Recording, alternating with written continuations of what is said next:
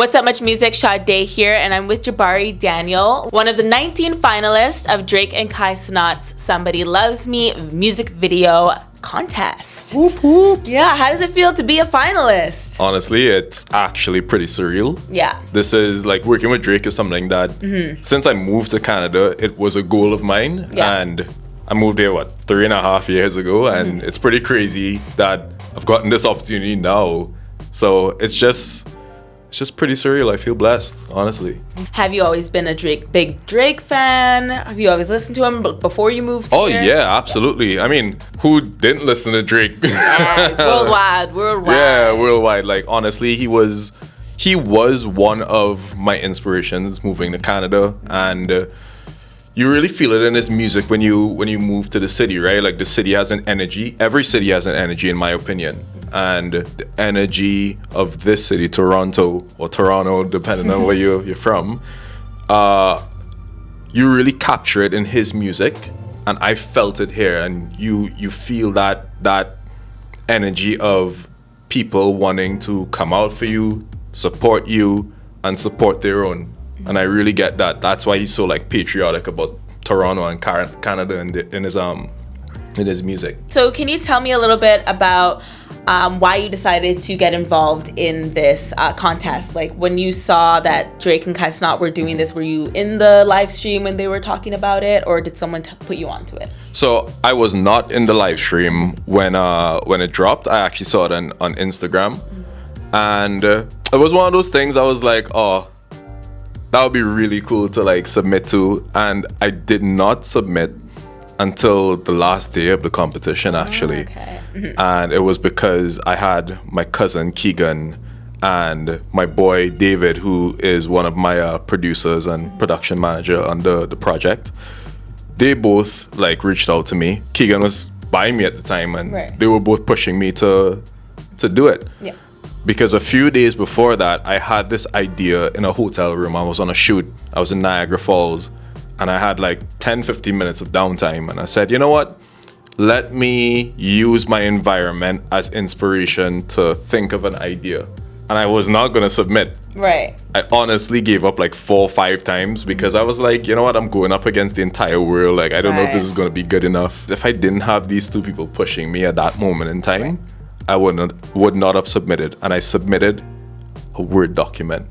I submitted at 11:55 p.m. when the cutoff is 12. That's crazy. Yeah, and I was like, you know what? It's out there in the universe, whatever. At least I submitted. And then boom, I get the text on my phone. Really? How long after you submit do you get the response? Oof, that was probably like maybe a month after. Okay. Yeah, I actually forgot that I did it. Yeah. And when I was on the phone with my boy Ryan, and I just saw the ping, and it's an email from Drake's team, and I'm like, wow. No way, dog. That's crazy. I think we're gonna go through your video right now, and we're gonna kind of just look at the parts, and you can kind of explain as it goes along. Yeah, absolutely. Okay. All right. The guy's not getting a text back. Yep. Enters room 305. Is there any significance to 305? Yeah, it's Miami's area code. Okay, Yeah, let's go. it's a little Easter egg. Sees the girl hooking up with someone else, goes back into the same room, and they're in Miami turning up another night. Right. Who's turning up another night? The Toronto man, them. This is giving like a Toronto telly. Yeah. But throughout all this, like, is it fulfilling? Is it empty? Right. Still want someone to love him, you know? He tries again. Yep. Who's out there for him? It's just it's emptiness. Wow. And so you're saying like from here you can play it backwards. Yeah, so from there it actually the way that the music video starts is the way that it ends, Right. and it's a perfect loop, so you can loop it over and over. Yeah. But then also you can play it in reverse because like a record, there's a side A and a side That's why B. we have the record at the end. That's why you have the record. This is a 2-sided record. Okay. Yeah. No, I really love that concept. So where did you get the idea for this video? I think I was like in the shower or something one day, and I just got the idea. I was like, yo, what if I I did some Christopher Nolan type stuff and made a forward, backward, and perfect loop. And then for some reason I was like, okay, what item or what anchor point can I use in this video that can potentially, symbolize that? And I was like, a record. And that day, I honestly, I can't even make it up. I saw like 4 records or 5 records in 4 or 5 different places that day. And I was like, okay, I'm gonna take it as a sign. That's it. Yeah, that's it. I'm gonna put this record in this video. Because what I'm trying to do is marry my idea with his record and his album style. Right.